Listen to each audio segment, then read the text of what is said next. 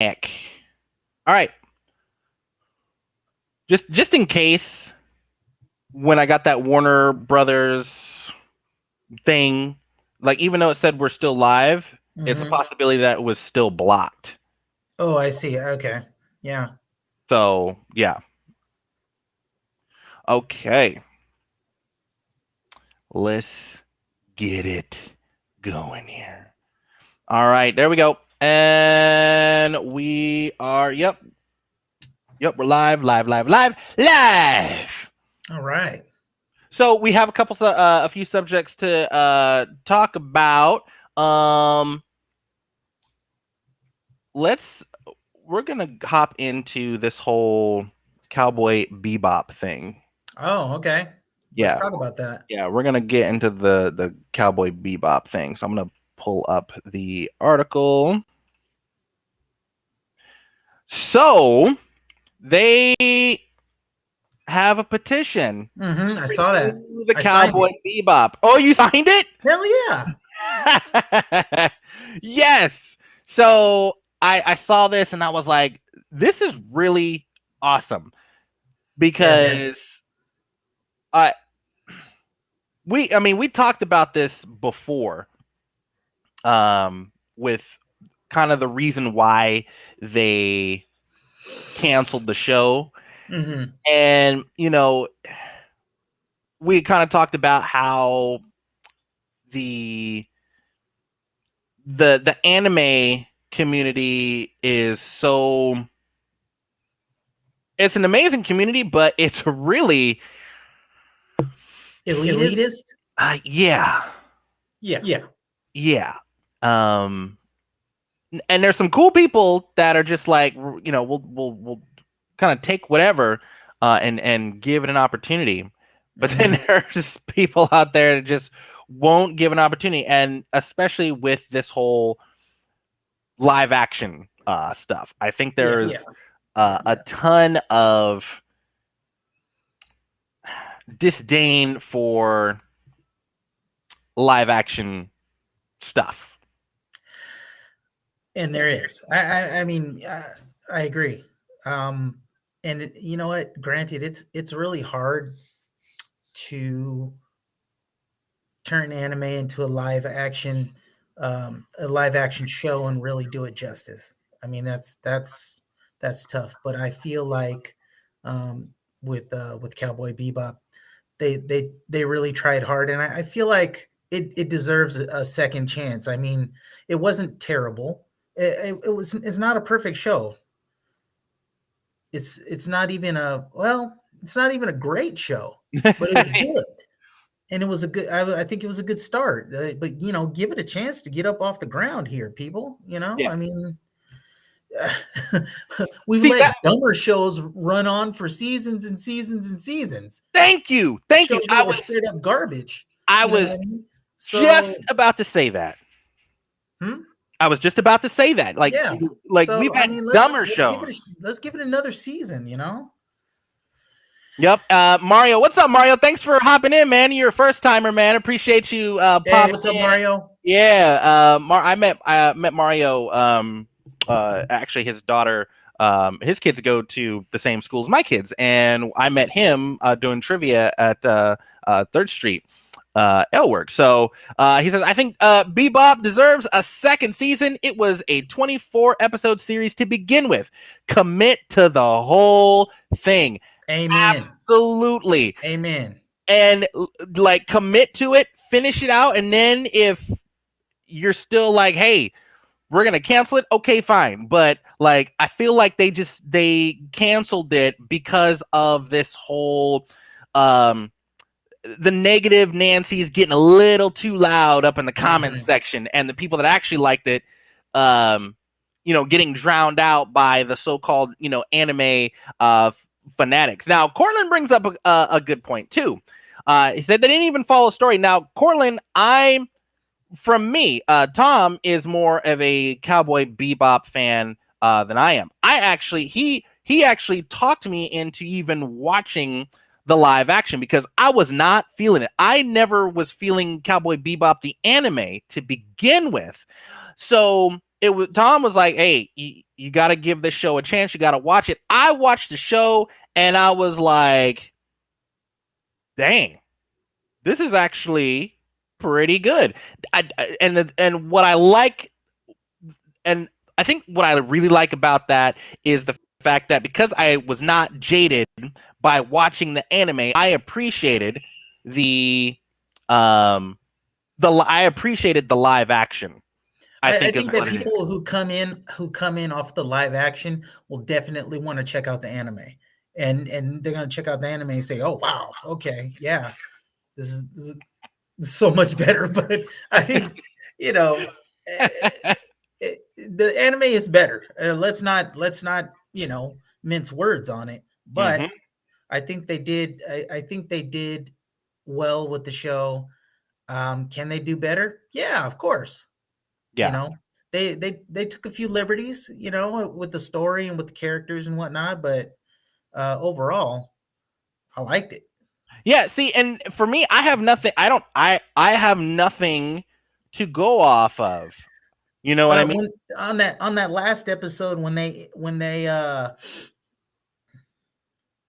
introduced Ed, oh boy, I cringed a little bit. My butthole Yeah. puckered a little bit. You know what I mean? Yeah. I just clenched, my butt cheeks clenched up. I was like, oh, ooh, Booty what? cheek clenching.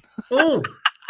No, but I mean, it's like they went so damn literal with portraying Ed, and I mean, Ed was an annoying character in the anime. I mean, endearing, but let's face it, annoying.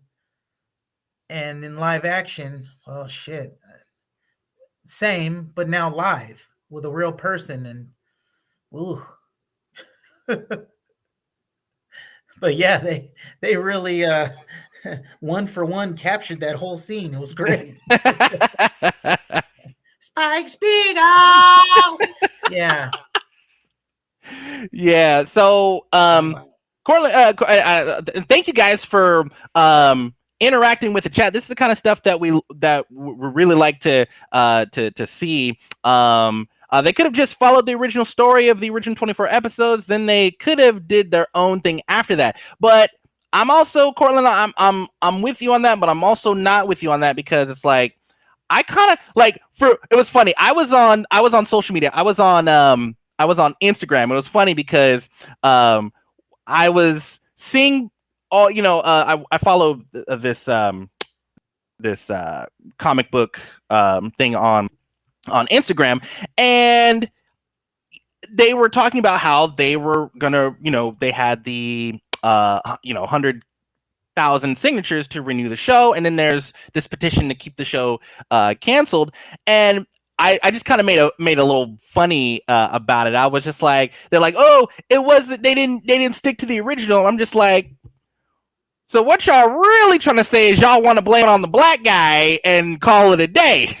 Like, is that what we're talking about here? Like, can we get like an opportunity to kind of go sideways a little bit? It's kind of like, people were mad about in the Fantastic Four how Johnny Blaze was like black, and it's like they didn't come out and say it, but it's like I feel like that's what kind of these anime people are like. well, hold on a second. They're talking about Jet.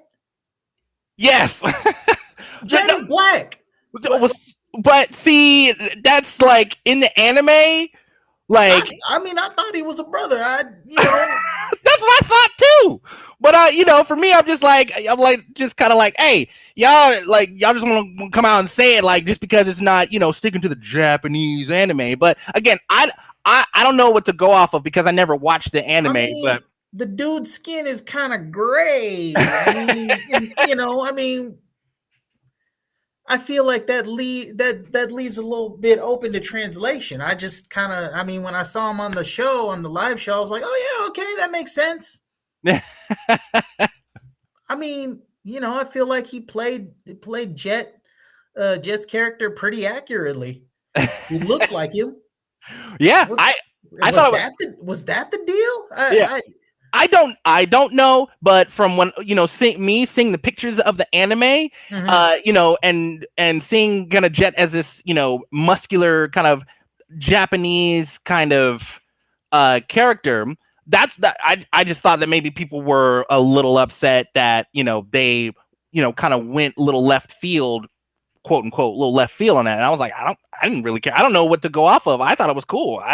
For Yeah. me, I thought it was a great live action, and I feel like it just ended prematurely based off of the first go around of reviews, which are normally the negative Nancy's, getting a lot louder than the people who actually like the anime.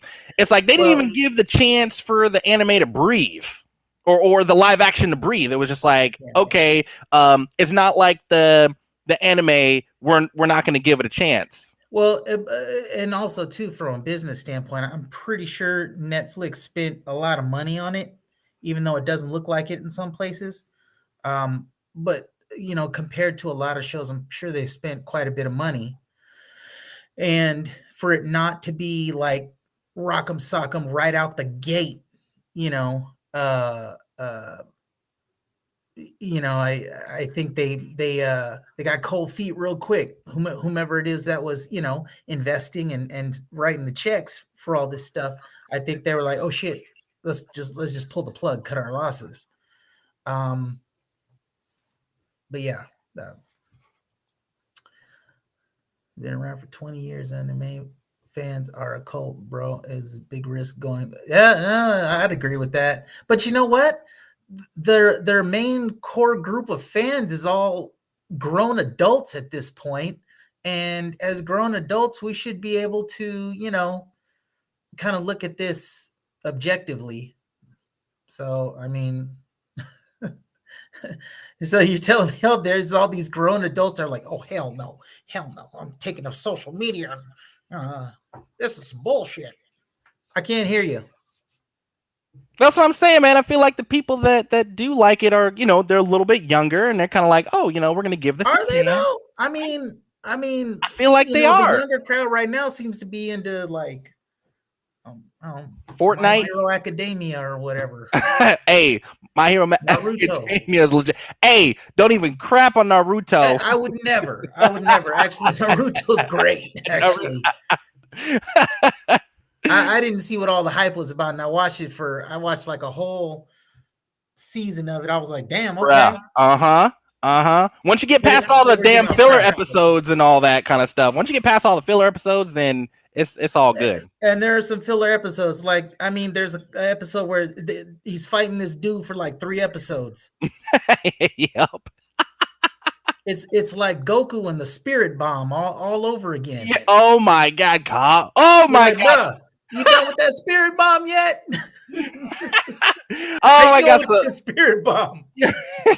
On the next Dragon Ball Z. Goku's 5 episodes later. 5 episodes later on the next Dragon Ball Z.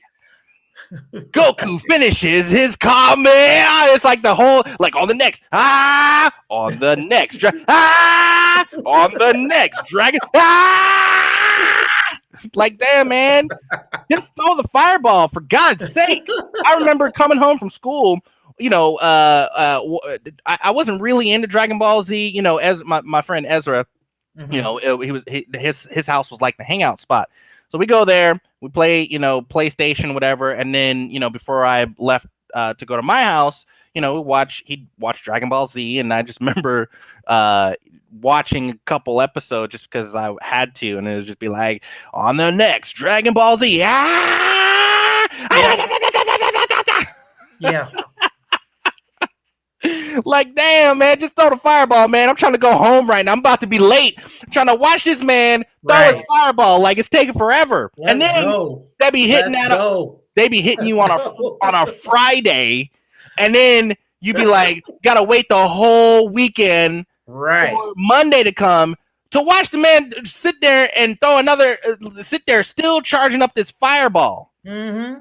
I distinctly remember watching Goku fight Frieza. That's kind of my memories of Dragon Ball Z, kind of watching towards the end and watching Goku fight Frieza and watching how long it took this man to charge up his fireball. God dang. You Can't do walking home from school with your buddies like, hey, you think Goku's going to get that fireball off today? Yeah. Well, I don't know. I took my daughter a couple years ago. Fathom Events had this thing at the movie theater. You know, they actually show anime at the movie theater. I don't know, once a month or so. And one of them was I think it was Dragon Ball Z Resurrection. I think it was one of those. And I mean, it was good, you know. But I think that was her first time seeing it. And I mean, she was about 9, 10 or whatever. And we sat like right up in the front of the movies because it was actually packed. And we watched it, and then we came out of the movies. I was like, well, what'd you think? She's like, there's a lot of yelling. There's a lot of screaming and yelling. There it is. Yeah. Yep. Speaking of that, since we're in the subject of kind of watching funny stuff, I wanted to show you this video. It's very much has to do with that. Let me have it in my tab here real quick. There we go. And it's everything. Okay. All right, let me enter full screen. Okay, here we go. What is that? The hell? I haven't seen anything yet.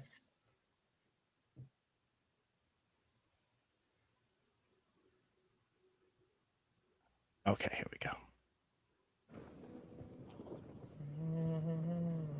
Oh boy. Final battle!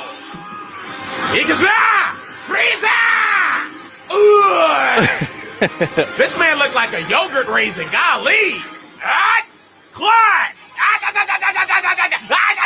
Never would I have thought Goku and Frieza would team up, bro. Look at the Prince of All L's, mad jealous. Hold this knee! Let's go! Wheeze! Android 17 with the left bumper assist. Let him fly! We're on you!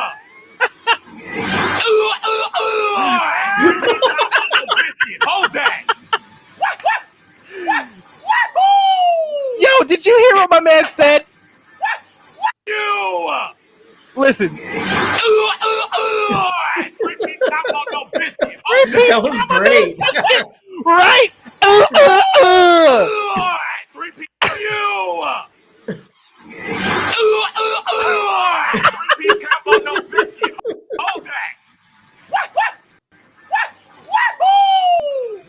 Get your toes off of me! Golly! Goku-san, throw me at him! Nani? Okay! Ike! Besto friendo!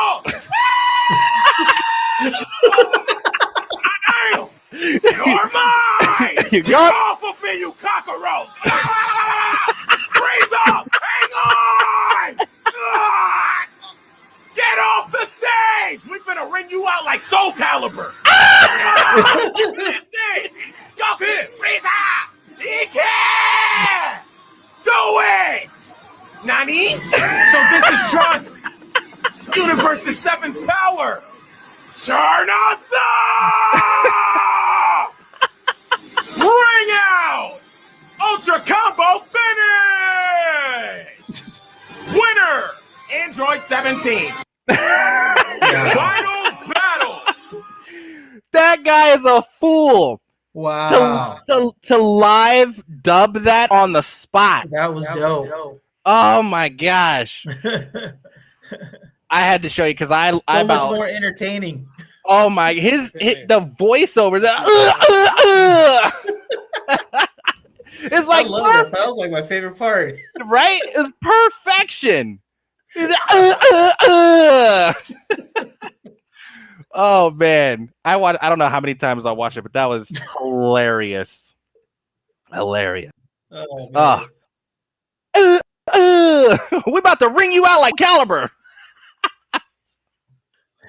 Oh man. No, if you guys are just joining us, this is just my opinion. This is that's the wrong thing. This is just my opinion. We watch videos, talk about stuff, and give our useless opinions about things. So the next line of subject that we're going to be talking about, because I was one of them, we just got done talking about the whole Cowboy Bebop revival thing, because they hit their 100K, hit their 100K signatures to bring the show back.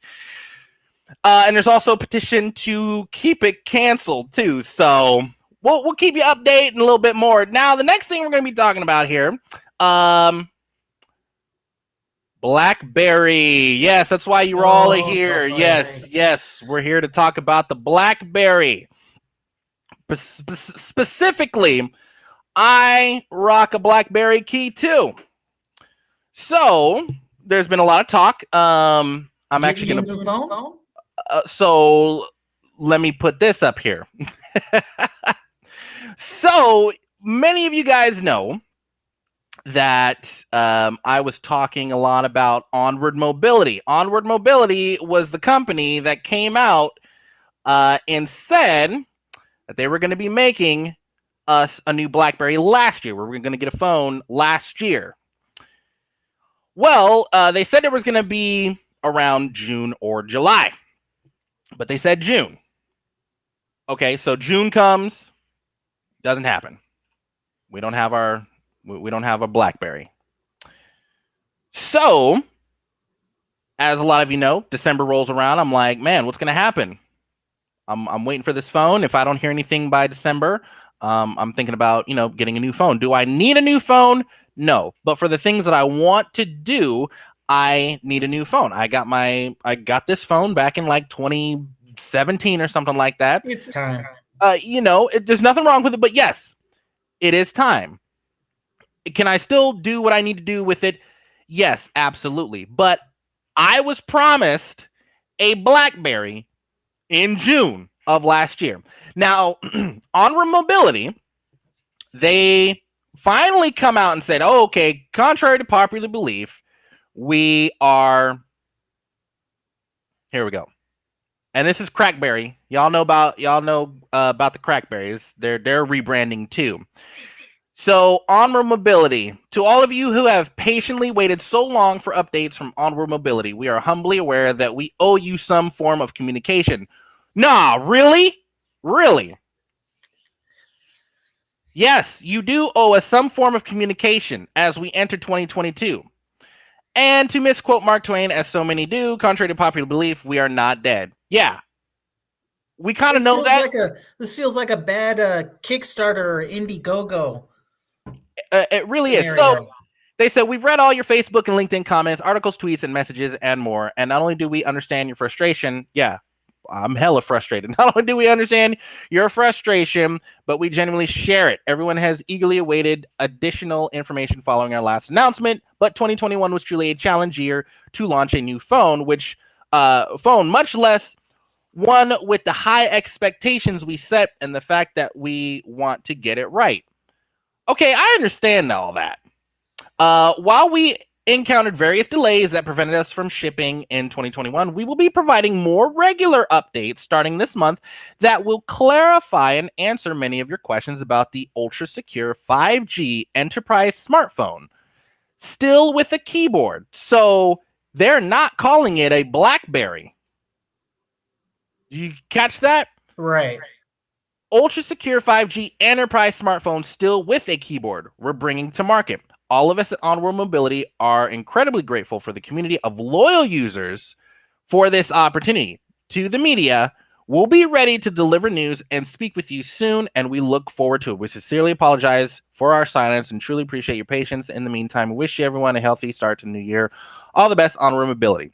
So then you remember Crackberry Kevin. He put his own little kind of comments in there, or how he was feeling about the situation, which I thought was really great because I feel the same way. He starts the first one with, "Oh my effing God." Yeah, why the hell you wait until today to post his news on a week when and he's hitting the nail on the head so much.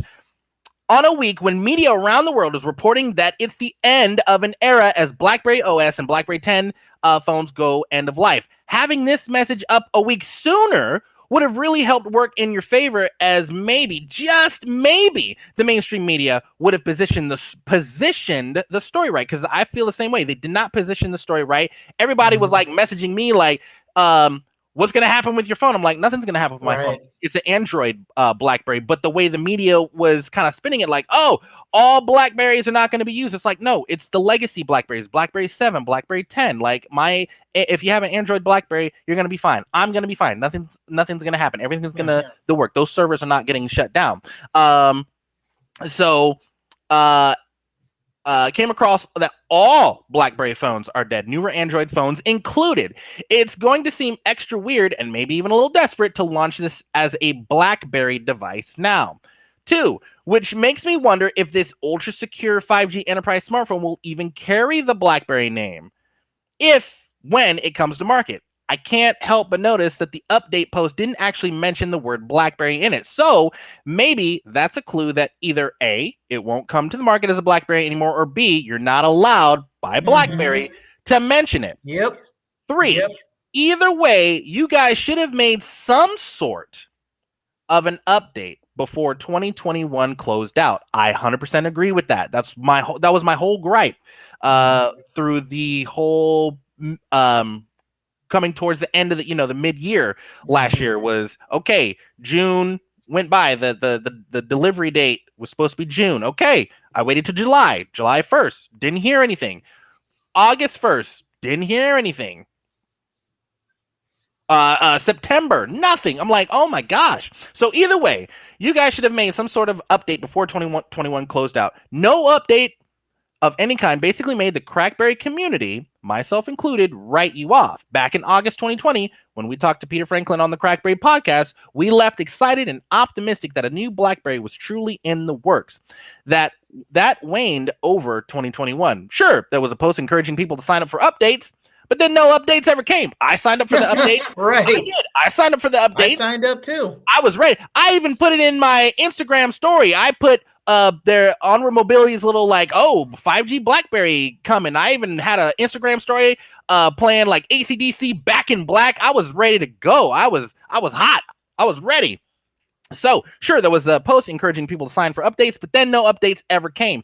And then we couldn't help but notice a lot of the folks on LinkedIn who had Onward Mobility job titles went elsewhere. Add it all up.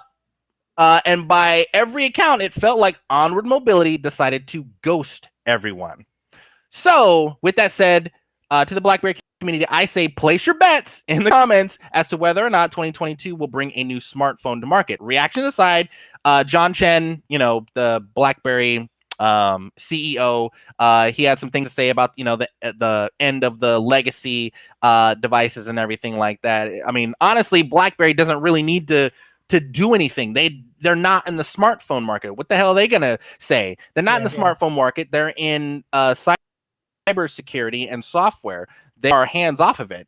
Onward Mobility took they're taking the rights to make a BlackBerry, the patents and stuff to make a BlackBerry or a 5G device with a keyboard. But it's like we all know the elephant in the room. It's a BlackBerry. But I think Kevin is right in the fact that they probably need to do some type of rebranding on this, because I think it didn't help that they didn't say anything. I would definitely consider rebranding it because at this point, everybody actually associates the BlackBerry brand and BlackBerry name with something that's dead and obsolete. You know what I mean? So if they were to just kind of rebrand as something else and kind of tout the functionality of it, the 5G,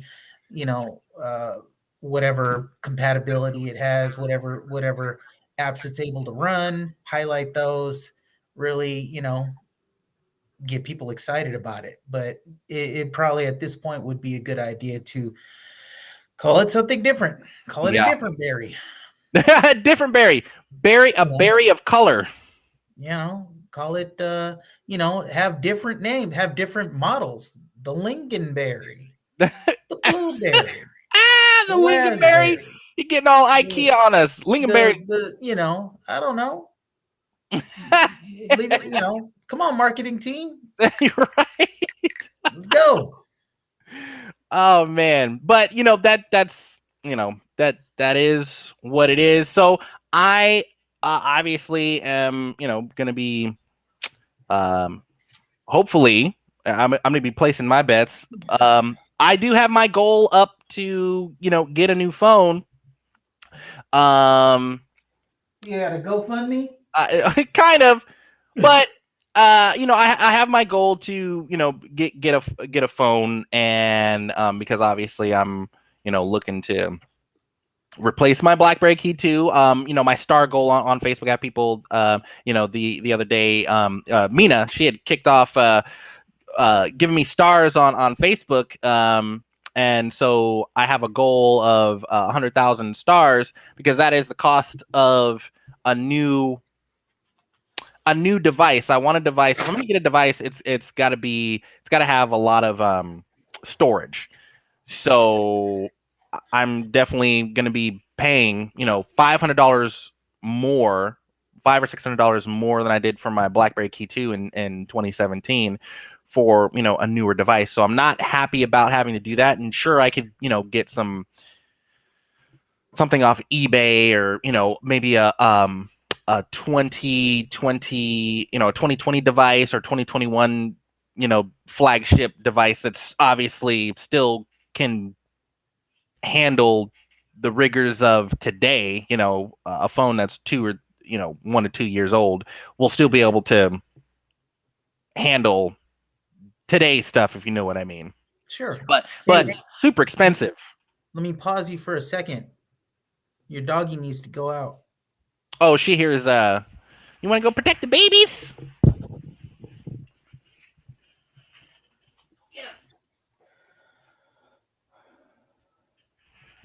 She just want to go mess with the cats. That's all she wants to do. She just want to go mess with the cats. But that's where I'm at with the goal for the star goals, because I said the star goal was going to be used towards a new device, and then obviously, because a lot of the people that have contributed stars are from the Afterwork Rebels and the Boxhead Nation. I told them that once I hit that star goal, I'm gonna gift 10 subs to that group too. So nice. But that's the story with the BlackBerry.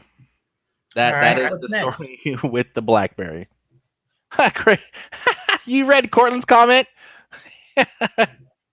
Oh, about Cowboy Bebop? No, trying to leave the room. Yeah. Like, I'm out of here. Here goes this dude with his BlackBerry again. I gotta go. Yeah.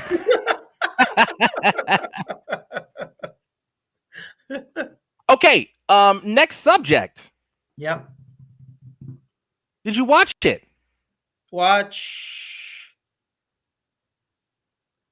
Did you watch it? I did.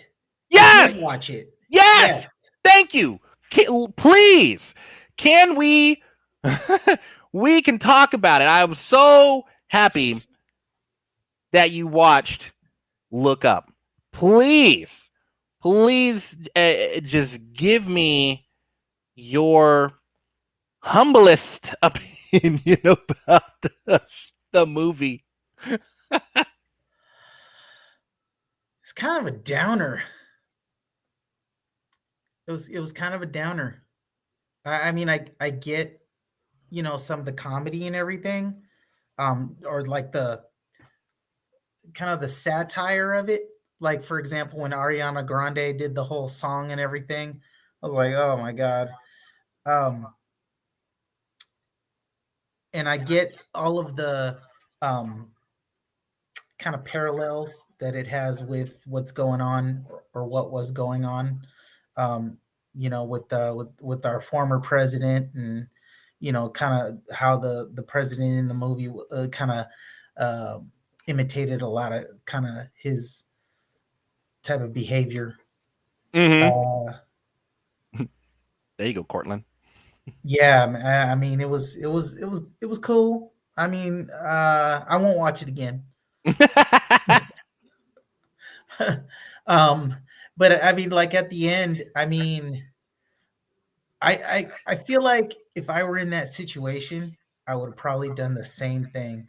Is just kind of gather around with your friends and your loved ones and the people who really matter, and kind of um, try to live the best life you can for the time that's left. Yep.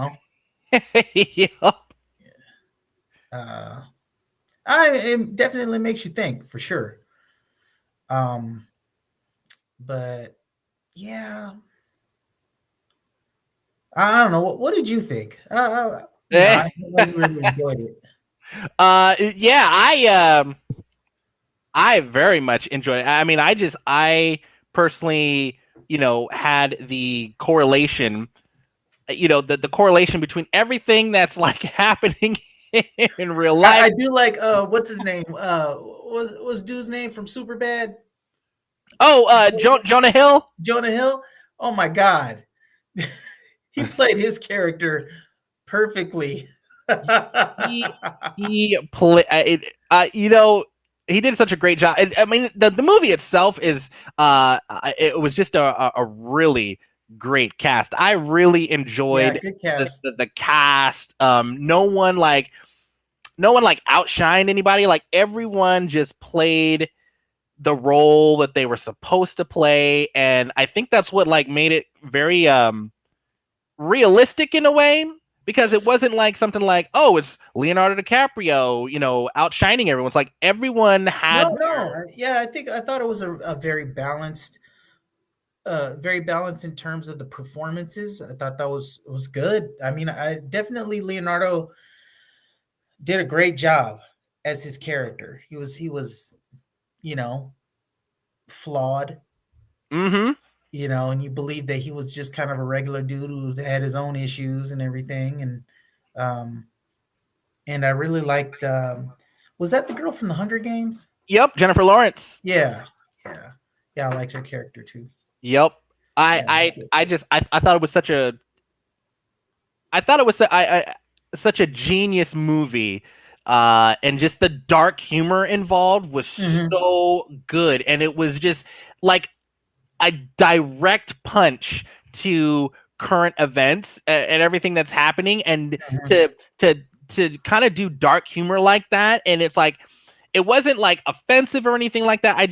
When I watched it, I was just like, wow, like all of like kind of the last couple years just kind of just played out in that movie, and what I like mostly about it is, the movie kind of pokes the bear at the current events, but it also leaves certain things to, the interpretation of what they are actually talking about or not. And I think that's what makes it fun. What makes that movie fun is it could be interpretation, or it's just the direct, like, we're poking the bear. We know exactly what we're... I mean, yeah. If you don't pick up on that, then... I mean, current events, the pandemic, people, believing in it, not believing in it, and, obviously just, I think what the movie really does well on is the fact that, and I think that's just kind of the downfall of us humans anyway, is the fact that when we have information about something, we have a tendency to kind of go in our own worlds and live through our own experiences. And when something challenges that viewpoint, to try to get us out of, basically get our heads out of our own sand, we feel threatened when we're faced with an opportunity to change our mindset when we're faced with new information. if that makes any sense. And I think the movie did so well in kind of portraying what exactly that looks like when that happens. Yeah. When you are challenged, because this big meteor is coming to Earth, and it's not looking good, and not a big deal, kind of that, we're humans, that's not going to happen, God isn't going to let that happen to us, we're humans, he's not, this extinction level event, no, that's not going to happen, we're all going to be saved and kind of thing. And it's in a situation like that where you're talking about a meteor, which, by the way, the whole idea of something like that happening is totally possible. I mean, we've had some near misses already, and the verdict is still out on whether or not there actually is, another meteor on a collision course with the Earth. I mean, for years they've been, mentioning it. If you're paying attention, of course. Yeah. But the watering down of the information and the misinformation and everything, that's what really is killing people right now. And not to get on a whole soapbox or anything, but it's really important to think for yourself, number one, and two, don't just believe the first thing you see on Facebook when you're scrolling on your phone. You know what I mean? Because seriously, I mean, if they want to create some sort of artificial panic or situation where you have people freaking out over things, the fastest way to do it would be through social media, because that's how people are getting their news. Yep. I mean, they're not even actually watching the news. They just go through social media. Oh my God, this just happened. And it could be I could make up some bullshit right now and put it all over social media, and people will start tripping off it for a minute, unless they, go ahead and double check things and to see if, is this real? So I hate to say it, but the whole fake news thing is a thing. Mm-hmm. You know what I mean? So it's don't believe the first thing that you hear. You should probably, do your research, dig into it a little bit. Maybe not on the internet, pick up a book. I don't know. It's a little scary nowadays because you have so much, Cortland. You have so much technology right now, and deep fakes and stuff like that. That stuff scares me right there. The fact that they can, create a artificial. Yeah, I mean, you can even do it on an app right now. You can put put your face over somebody in a movie. Yep. And then it's all for fun, but the technology is there to create totally artificial, situations, man. So I mean, shit. And you're right. That is what would happen in real life, or something very similar. I mean, but look, a meteor. I mean, I for one would take that a little bit more seriousness than probably anything else, really, because you're talking about an extinction level event. You're not talking about, oh, well, if I get vaccinated, if I wear a mask, I might be all right. No, you're gonna die. Yeah. So you better get good with your people and get good with Jesus or whatever. Yeah, whatever it is, you better get right. Yeah, you better get right. You tie up them loose ends, because you're probably gonna lose your life. At least they had 6 months or whatever to figure things out and to kind of get right with each other. Yeah, get right with each other.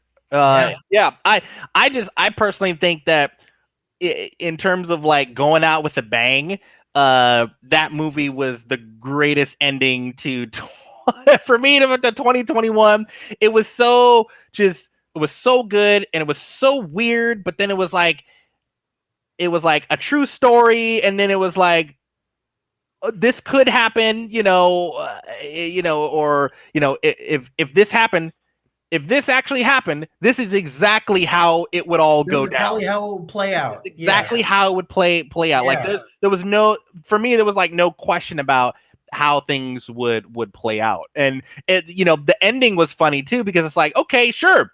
The 1%ers of the world, the super rich people that get their they all got on that ship. They all got on that ship, but then you think about, okay, y'all rich, get on the ship, then what?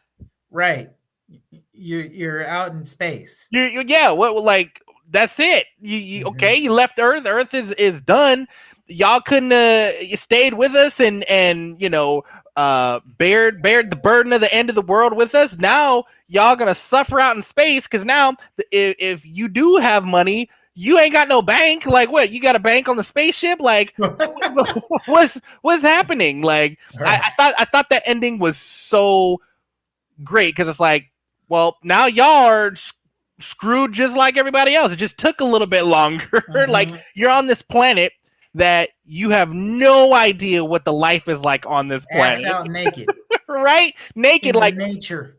Adam, it was almost like it was almost like the like everything kind of circling back around, kind of like to that whole Adam and Eve thing, right? Yeah. I thought it was kind of funny how they kind of just like poked at that. Like, everyone's naked. They get off the spaceship. Everybody's naked. And there's these kind of like dinosaurs on the planet, Mm-hmm. And I thought the ending was perfect. I thought I think it set up the scene like, oh, it's a new beginning. That they're Adam and Eve. They're all naked and they're all fresh, out in the nature and everything. And then Yeah. What? Wait. Yeah. Right at the end, he's like, Mom. No way. So there's like a post-credit, like at the end of like a Marvel movie. Like, I don't think I finished. Yeah, kind of. He crawls out from the rubble. What? Yeah. Oh, see, I'm gonna have to go see that. Dang. Thanks for the spoiler, Cortland. Well, it's my fault. I should have like watched the entire movie, because I ended it where he says here, the post-credit scene of basically everybody. Basically, I assume you don't see everybody dying, but when the first person got their head chomped off, you know what's happening. Yeah. Is there another scene where they're all dying? No, it's not. It's basically, the scene where at the end they get off the spaceship and and what's her face? Gets her head bit off by the and then the raptor bird, which is kind of funny, because that's true. That dinosaurs are birds are descendants of dinosaurs. So to see that raptor like creature, in feathers, and basically take off her head, and then they all started to surround the rest of the people there. I was like, oh, that's totally like Jurassic Park about to happen right now. Mm-hmm. Like, you got the velociraptors about to have dinner. Ass out. So I just think that movie was just really great, and I know that movie also pissed off a lot of people, and I'm here for every piece of it. I'm here for every piece of it. I'd actually like to see some of that. I mean, I haven't really read up on people's like kind of reaction or people's 2 cents on it, But what are they gonna say? What are they gonna say? They're gonna be like, oh, well, I mean. It's nothing really I can say. I mean, it's not a real propaganda, but propaganda is what it is. Yeah, but you can't really say anything off of something that's kind of like true, even though you're not really talking about. It's funny that the whole disclaimer that they do in movies. Any depictions in this movie, are just a coincidence. Right. It's like, well, what are you gonna say about that movie? Because it was kind of all a coincidence. Yeah. The entire movie is a coincidence to what's happening, in today's world. But I thought it was a great movie. I highly recommend. If you haven't seen it, everybody needs to watch that movie. It's a great movie. It's not boring at all. It's a really great movie. So. And again, if you're just now joining us, this is just my opinion. We talk about stuff, we watch videos, and give our useless opinions. We do this every Tuesday at 3:30 p.m. So also remember, if you got anything to say, you want us to talk about stuff, put it in the chat. Let us know. We like to have a little fun with you. Your comments will display at the bottom there. But also, like I said, got an opinion, let us know. We definitely appreciate you guys for being here. Our next subject that we're moving on to, I thought this was a great one. You're going to like this one. 10 ways you're annoying your neighbors. But we're here to help you recognize what you're doing. So I found an article, and I thought it was really good. I'm going to share the article here. Let me pop this up here. Let me zoom in. I thought it was a really good article because my wife and I have kind of experienced some of this. So it says 10 ways you're annoying the hell out of your neighbors without realizing it. Your neighbors are annoying you, yes, but guess what? You're probably annoying them too. So with that said, what is something that maybe you're in the history of you moving and being in places, what is something that really annoyed you about your neighbors? In my current it can be space? It can be current or past. I would say maybe past, just in case when your neighbors follows you on Facebook and they're watching this live right now. I would say generally I've always had pretty good relationships with my neighbors. Especially since I moved to where I currently live.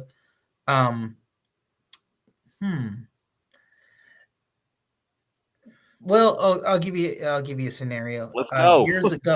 Years ago, because I moved out to the town I currently live in back in 2010. But before that, I lived in the neighboring town, which was I lived in a pretty rough neighborhood. I had a townhouse there, and it was like a suburb of the hood. I don't know how else to explain it. I mean, we had gardeners and there was a homeowners association, but at the same time, you had dudes on the stoop shooting dice. There was drugs being sold all over the place. Sometimes when you try to drive down the street, there'll be cars parked next to other cars and people just kind of out in the street hanging out. And they'll be like, oh, yeah, move your car so these people could go through. They live here, Yeah, it was a lot of thug life on that block. So like our neighbors, there was this family there. Our neighbors, it was a husband and wife and their teenage daughter. She would have company over during the day. Some little, raggedy boys that be coming over there hanging out, and they decided to rob our house. And so since it's a townhouse duplex unit, they went up through the crawl space and came down into our apartment. Yeah, man. And yeah, we got robbed. Oh my God, I remember that. Dang. And so that was a terrible situation that we kind of had to navigate through because, we found out almost right away that it was the neighbors. That was terrible. So that was probably the worst, neighborhood experience, whatever. Other than that, when I moved over to where I currently live, well, we pulled up with the moving truck and there was a guy came out. Hey, how you doing? I'm Paul. I'm your neighbor. You want some pie? I mean, it was such a night and day difference. And so I live in a very quiet suburban community. I'm the edgiest dude on this whole block. So, I mean, I'm sure I'm pissing off my neighbors now and again, like when I'm, live streaming a DJ set or if I'm working on some beats or whatever. Snoring because I snore like a freaking wildebeest. So I'm sure at some point they're like, "What the fuck with this guy?" You know. Or like when my alarm goes off and I slap the alarm and then it goes off again in 10 minutes and I slap it again and it goes off again in 10 minutes.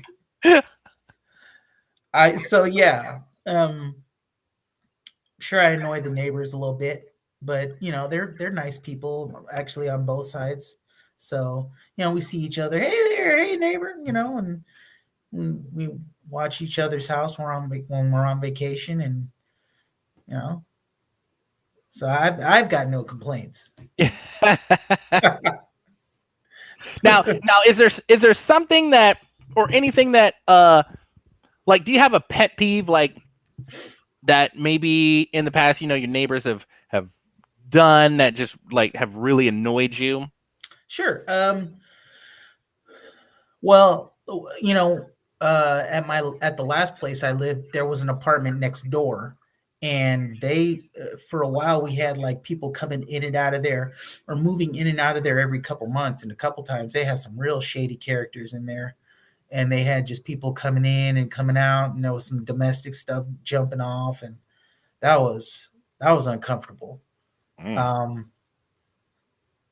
And then like things like if you have neighbors who are smokers, and they you could smell when they're out there smoking, if they're out on the patio, or even if they're in their home, they smoke all the time in the house. That's terrible. Especially if you share a wall with them, and then they leave the cigarette butts out. You find cigarette butts all over the place because they're not conscious about where they put their cigarettes out. So that sucks. And if they have a lot of pets, or they have annoying pets that are running around making a bunch of racket, things like that. I mean, I've always lived in places. I've never had like a freestanding home. I've always lived like in townhouse or condo, duplex type of a situation. So where I'm at now, it's a house, but it shares a wall with another house. Yeah. I mean, you've been to my house, so.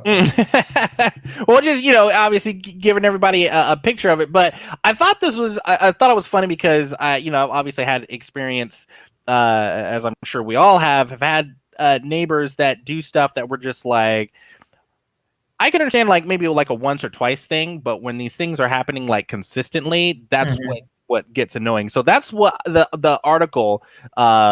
Let's get to the article. Yeah, the article. So your neighbors are annoying you, yes, but guess what? You're probably annoying them too. I don't think that's happening. Okay, so living in a neighborhood can be a pleasant experience of convivial support, backyard barbecues, and listening and lasting memories, or it can be years-long exercise and weakening patience and muted rage, or something in between. Muted rage. To have the best chance of coexisting harmoniously with your street mates, watch out for these annoying behaviors that will cause your stock with them to nosedive quickly. Okay. Not taking care of your yard. Right. You know that feeling of being a stellar roommate, washing your dishes, picking up your shoes, cleaning the toilet while your cohabiter is in unrepentant slob. Same deal when you take the time to regularly mow, weed, and leaf blow your lawn, but your neighbor lets his go until it looks like a family of bears live there. If your weeds are as high as your windows and your grass blades could hide a toddler, you're making the neighborhood look bad. Do your part. Right? Totally agree with that. Leaving this. I already know where this is going. You're right. Now, I think we've all kind of been either victims of this and or perpetuators of this.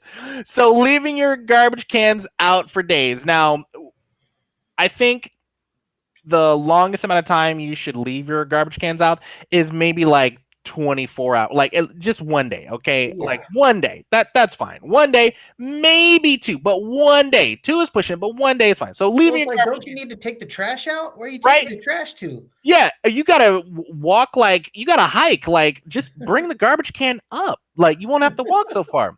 So, look, few among us are bringing in our garbage cans and recycling bins the moment the truck has emptied them. We all need a grace period in which to drag them back into the garage or side yard from hence they came.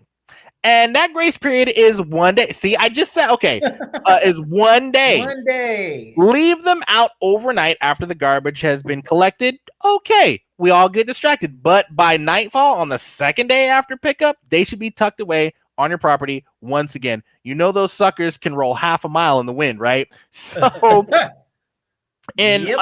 in our neighborhood, sometimes in the back area, because the garbage can man comes to the back, grabs the garbage cans.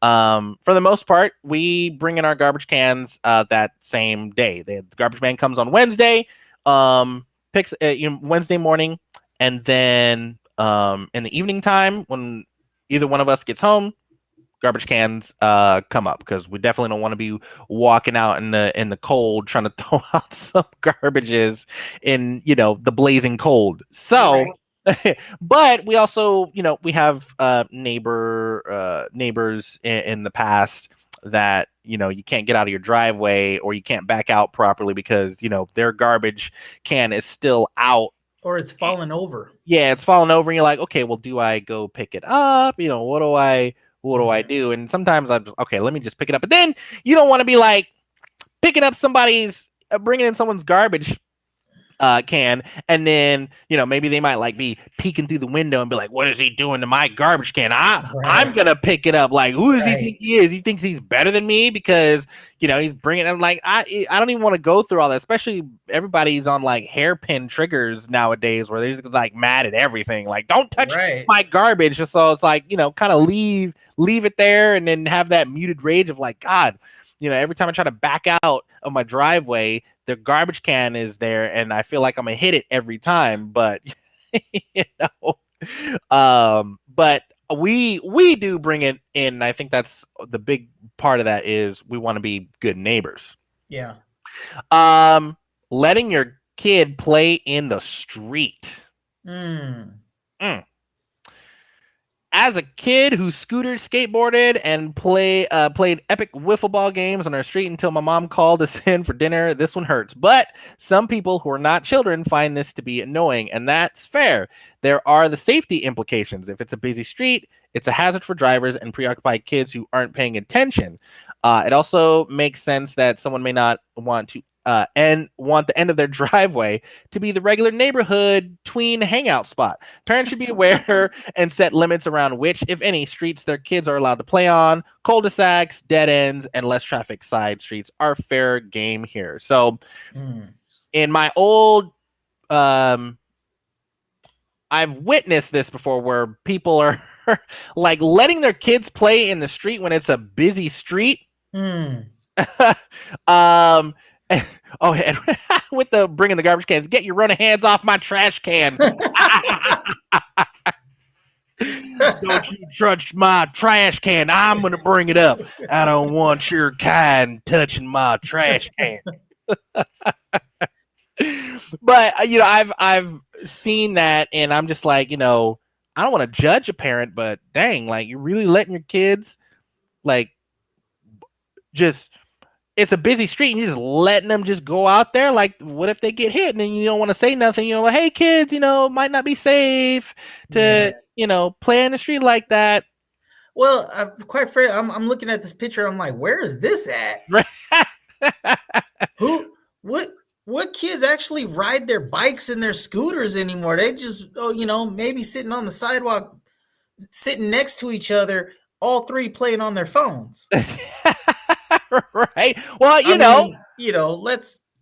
He's like, let's just be real. This is not happening. Real here, very rarely do I ever see kids out like riding their bikes and stuff, and that's a little sad, really. But that's where we're at. I was just about to say, we could definitely talk about that next week. But look, he's like, kids don't play outside anymore. I'm looking at this picture. I'm like, I want to live there. I'd let my kid, ride their bike out there with these kids. No, I think this was taken shortly after the lockdowns because no one could go anywhere. So I know me personally, when the lockdowns happened, we were taking walks every day around the neighborhood. We had a little back trail. We were riding bikes, skateboards. We were doing all that. So maybe this was taken like in 2020, mid 2020, when we were in lockdown and we thought we were going to be out of lockdown and out of this thing. It didn't happen. Dude, Cortland, you hit the nail on the head, man. On a side note, we talked about this last week or a couple weeks ago. That's why I don't mind my kids being on electronics and stuff like that, or I don't let my kids. It's a different time we live in. I don't. If my kids are outside, I'm outside with them. There's just too much stuff. Too much stuff that could happen in the blink of an eye nowadays. Back in the day when we was growing up, we go out, leave the house at 1 o'clock in the afternoon, ride your bike, go do all sorts of, get into trouble or whatever. But the minute the street lights come on, you had to be home. And if your mom came outside, my mom had a very distinct whistle. She'd come outside, she'd do that whistle. You had like maybe less than 5 minutes get in the house to get to her before she called the popo. That's pretty much what it was before she started like going to neighbor's house. Like if we're not home, she's calling everybody that everybody in the neighborhood knew everybody. And she's making those phone calls. Hey, is Will over there? Okay, not there. Okay, where'd you see him last? Oh, they were over at so-and-so's house. Okay, I'm calling. Okay. Then you get all the other parents be like, okay, well, I'm going to call them too because they're with my kids and they're not home yet. And, Right. Yeah. So, but that's funny. I think that was taken when everyone was locked down. No one knew what to do with themselves. But, but yes, play in the street. Don't let your kids play in the street, especially if it's busy. That is something very like a pet peeve of mine. I find it very annoying if there's kids playing in very busy like streets.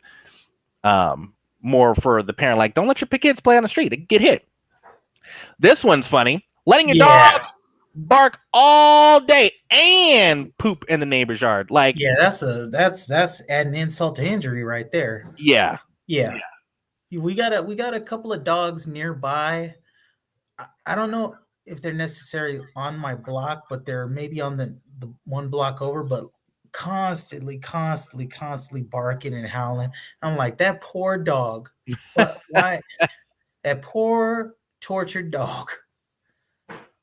So yes, certain dogs are barkier than others. They can't help it. But if you've got one of those leaving it outside to bark for several hours of most days from May through September is disturbing for others. Side note, if it's 4 years old and still rapidly running up on every dog, UPS and FedEx delivery person on the block, also a problem. But personally, I'm not sure there's anything more irksome than neighbors allowing their dogs to take hot, messy dumps in my front yard and then leaving plentiful traces behind. Right. So they just out here, they're not even like trying to like really like get it. They're just like just smearing it on your lawn nowadays. Now, like they don't even attempt to like be pretty about it. They just let the dog, and it's like, okay, I get it. If you're walking a dog, especially in the neighborhood, you're walking a dog's got to go poo. Great. If the dog just so happens to get, a little bit on my grass, okay, that's fine. I'm not gonna gripe too much about it, but at least try to make it like, if you're gonna pick it up, you might as, and if you're gonna smear it on my grass, you might as well just pull the grass out too. I don't want to see no traces of anything. I can easily reseed that and get some more grass there, but I don't want to see any residuals of no dog doo-doo on my lawn. Like, get that off. And if it is, you better like get a Mr. Clean Ooh. eraser or something like that. What's up, Ryan? I hear you. Yep. What's up, Ryan? It's good to see you, man. Yeah, neighbors who drive way too fast, and clearly that happens in my neighborhood all the time. Yeah. Just kind of speeding down the street. It's like, okay, great. I know that's not, even if it's not an area where kids play out, it's like someone could be coming out of their driveway, and here you are showing off your Mustang or your Charger, whatever, and you're speeding, you're going 55 in a 25. Like that's not cool. Like, you don't have to show off your car. So Cortland, some dogs ain't got solid poop. That's all I'm saying. But see, I feel like some people know that they dogs don't have solid poop. And you still go take them to the park with that. Yeah, all that. Take them to the park. You still know your dog ain't got no solid poops, and you still taking them out for a walk or what? If they poop on the sidewalk, like, what you gonna do? You gonna try to pick it up and then scrape your little bag and get a hole in it, and you can't even pick it up. Can't even pick up the poop anymore because you didn't put a hole in the bag, and you didn't smeared it on the whole damn sidewalk. Like, don't take your dog for a walk when you know he ain't got solid poops, or if he's sick. Take the dog to the dog park and let them have their day, or just keep them at home and wash that shit down with a water hose. So, but yes, a dog's got to do what a dog's got to do, but be sure you're prepared. Not only clean it up, but clean it up as thoroughly as one can realistically expect. Always carry 2 bags just in case double dumps happen. Yes. So, I also, speaking of that, the reason I brought that up because last Wednesday when I was streaming, I had my little extended stream. I'm streaming and everyone's in bed. The kids are in bed. Everyone's in bed, and we hear this banging sound. We thought somebody was knocking at our door, and it wasn't. Somebody was at the next door neighbor's house banging on their front door. It's like it's 11:30 at night. We can hear and feel like it's right next door to us, and we hear this banging. And I looked at my wife. I'm like, well, what the hell is happening? Like, do you hear that? She's like, I hear that too. So we go downstairs, and we were peeping through the wind, peeping through our blinds because we hear it just gets louder and louder. And we're like, who is someone trying to get in our house? Like, I'm about to get the bat. I'm about to get the at and bat and get the flash. Like, I'm ready to do some damage.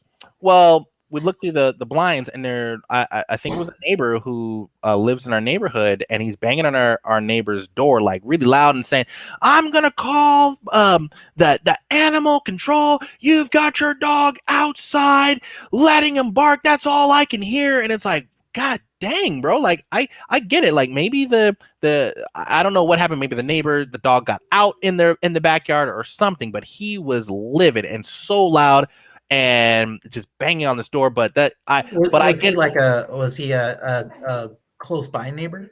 Yeah, I think he was a close by neighbor, maybe like 2 or 3 houses over. But the thing is, we didn't hear it. We didn't hear the dog barking, but apparently this guy did, and he was taken out on the neighbor's front door, and we were just like, man. So, but I get that because that could be, pretty annoying. I remember living in neighborhoods where people would leave their dogs out in the middle of the night, and the dog would just be like, just like the same broken record bark. Woo! Oh yeah. Woo! Ridiculous. Woo! You're like, oh my God! Like, change up the tune at least, or the little yap dogs. Yap, yap, yap. Right. Yap. Yeah, you're like, oh Lord, oh man, I'm about to throw. You gotta ask yourself, like, why are they doing that? I mean, true. Does the owner have them locked up? Does the dog need some water? I mean, yeah. I actually feel more for the dog. Yeah, more for the dog, but that's even what they say here. Letting your dog bark all day. Like, don't let your dog bark all day. Like, take care of your dog. Don't leave him outside just because you don't want to deal with some hair on the couch. So, oh, look at another pet peeve when some lazy ass stays in their car and keeps honking to get the Oh man, woo! I don't even think that's in here. So Ryan, it's 10 ways you're annoying the hell out of your neighbors without realizing. So that's funny. When some lazy ass stays in their car and keeps honking to get the person that lives there to come out, like, they're there to pick him up. one honk, maybe two, but then get your POS honking ass to the damn door. Yeah. Straight up.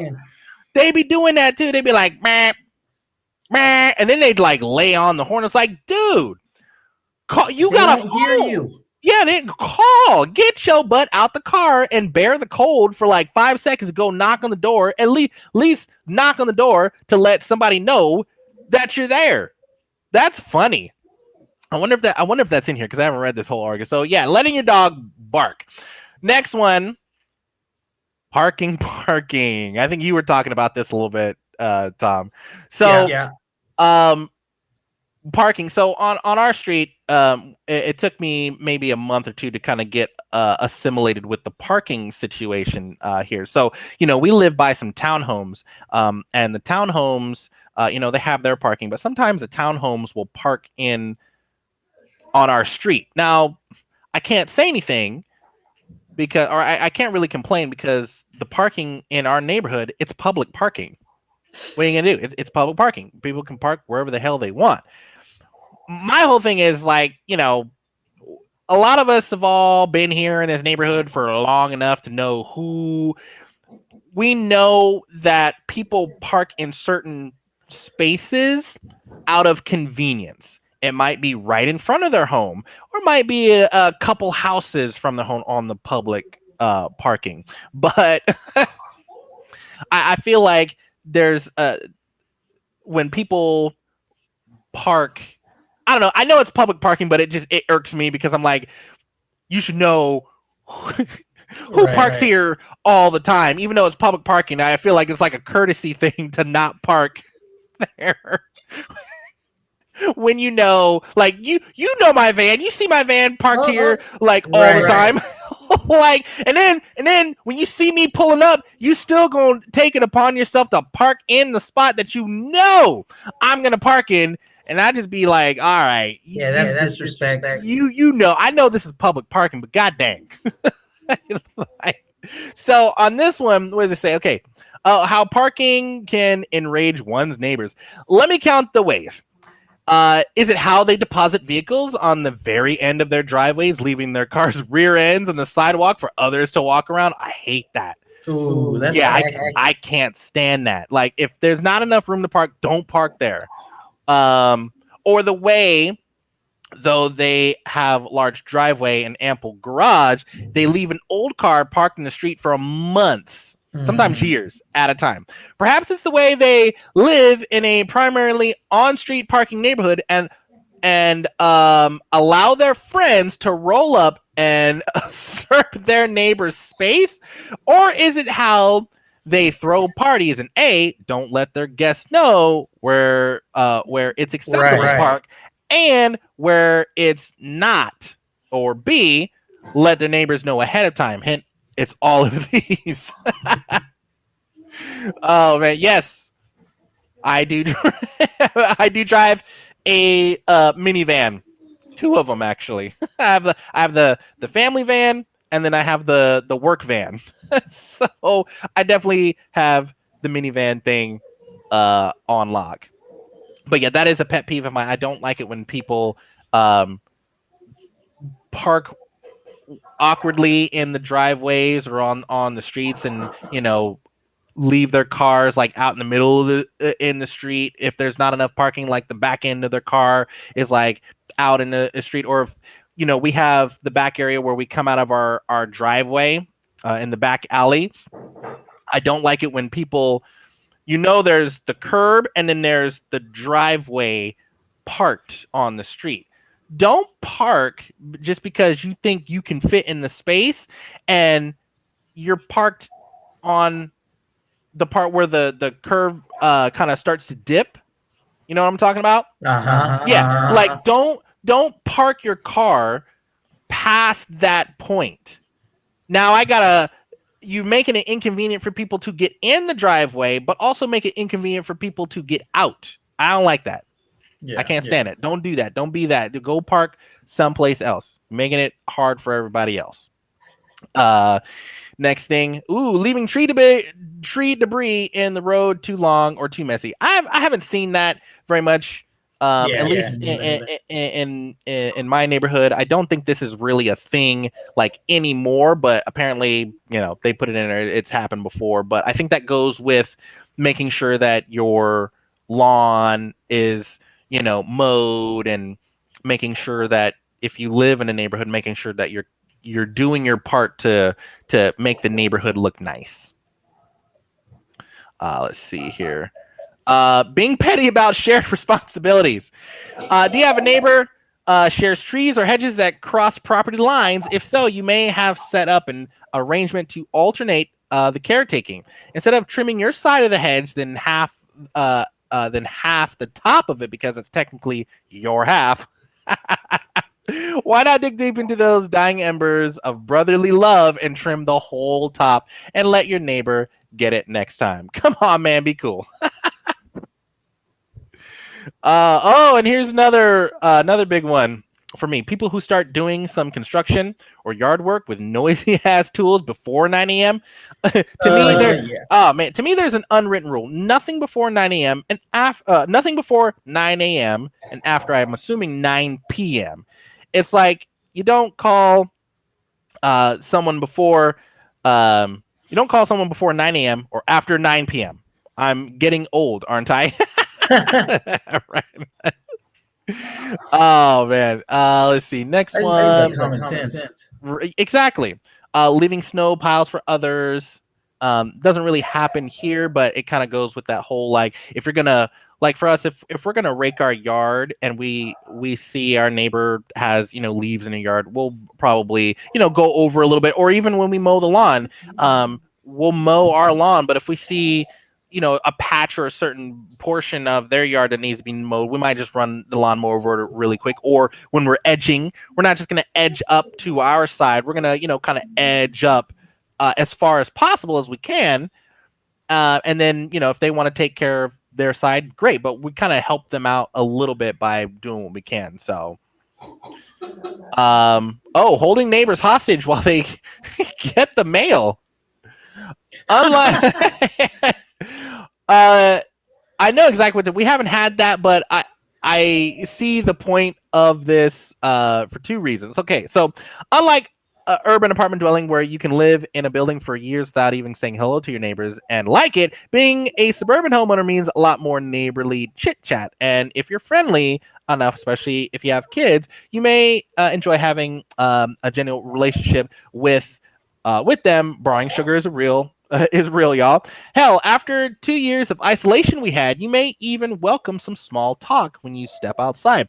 But cornering your neighbor with serious topics like parental death, illness, and family drama when they're just trying to get their kids Old Navy leggings from the mailbox.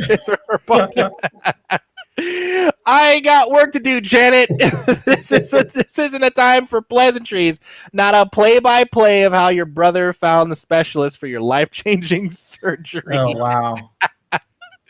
Oh, man. That I can't say that's happened in my neighborhood, but that's definitely happened when I've been out in places and everyone wants to kind of talk to you about stuff. You're on a subject, and then you're trying to leave. You're trying to, like, okay, give them the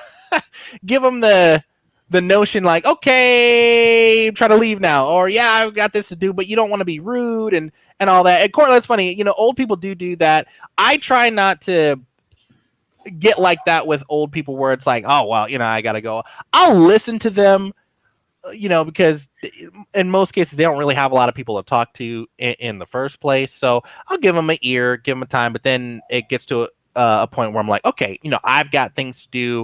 It was definitely nice talking to you. We'll chat again later. Maybe if you see me out here grabbing a couple Amazon packages, you might be able to catch me or something like that.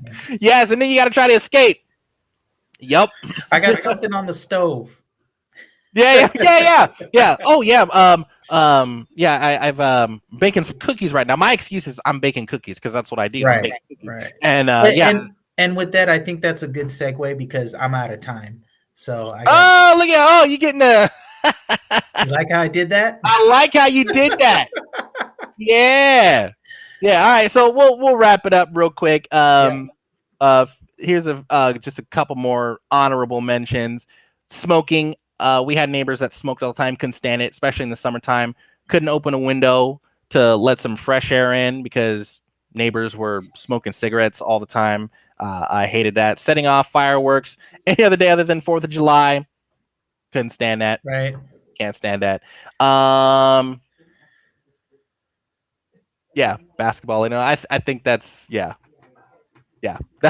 those are the things. So if you are doing any of those things, hopefully those little tips help you to become a better neighbor. Get your life together.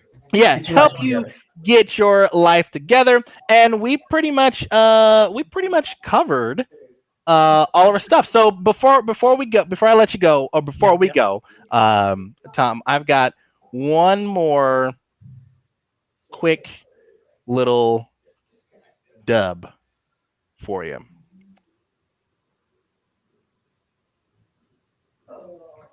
One more. It's 2 minutes. You got 2 minutes? I got 2 minutes. Let's go. Okay. All right, hit me. Here comes a new Full screen. There we go. But not everywhere. Go. You're not. calendar. Ha! Koi! Let's get it. Hadouken! Nani! Father! Weave! Counter! Stop it! Counter! Alright, come here! How I'd love to dance with my father again. Let's dance, Daddy. Get off of me. Go back. Weave.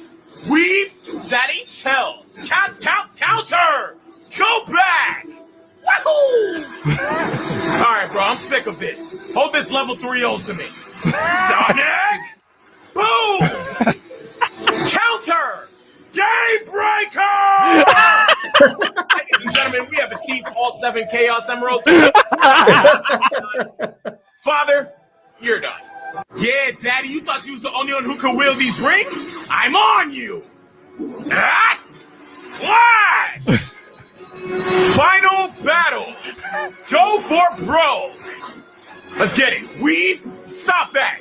Get over there. Turn. Boy, I taught you that move. Boy, I taught you that move. My boy Shang-Chi put mad bass in that cake. Get off of me! What am I gonna do? That seismic punch though? Hold up. Sand burial. Wrong show, my fault. Air combo. Hold that.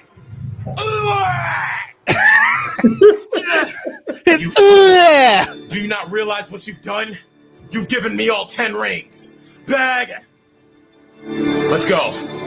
I didn't want to have to do this to my own dad, but I guess I have to. Oh, he's going there. I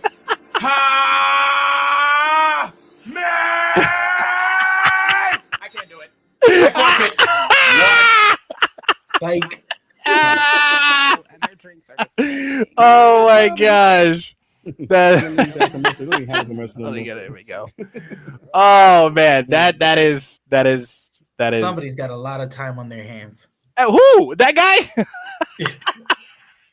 I think it's great. It's anyway, then you came back as we are leaving because it is that dinner time, and we have reached that. I think it's that 2 hour mark because the first part of it we had like 30 minutes in there. So, but like he said, Nani? Yeah. Yo, hey, you guys, thank you so much for being here and hanging out with us. This is just my opinion. We watch videos, talk about stuff, give our useless opinions about things, and as you can see, we watch videos and try to have a little fun around here. So I appreciate all of you guys. Thank you for being here. I am Trance Romance, aka Will. You can follow me on Facebook and Instagram at Trance Romance 1, and then of course my co-host Groove Tonight, aka Tom. You can follow him on Twitch and Instagram as well at DJ Groove tonight. And Tom, I made sure to add you on Twitch as streamers to watch at the bottom there. So I made sure to add you on there. And we'll be back next Tuesday at 3:30. So be sure to like, share, subscribe. Don't be shy. Hit the notify so you know when we go on. If you want us to talk about something, let us know. If you got an opinion, you know what to do. Put it in the chat there. You'll see it live. And then I'll be back tomorrow. My gaming schedule, Monday, Wednesdays, and Fridays, 3:15 to 5:15. So I'll be back tomorrow at 3:15. We're going to be playing or continuing with the game Shady Part of Me, which I started on Monday. So we're going to be continuing with a Shady Part of Me tomorrow at 3:15. But then next week we will be back for another episode of Just My Opinion. So thank you all for being here. Tom, I know you got to go. So everybody, thank you so much. Stay focused, stay humble, stay on the hustle. Take care of yourselves, take care of each other, and of course, take care of the planet. It's your boy Trans Romance, #Legacy of a Currency, along with my co-host Groove tonight. And in the meantime, between time, you know the drill. Sleep tight. Good night. Good night. Good night. Have a good night, everybody. Peace. I'll see you guys tomorrow, 3:15 to 5:15 for Shady Part of Me. Peace out. I'll talk to you later, Tom. All right, man. Bye. Bye. Peace out, everybody. Peace.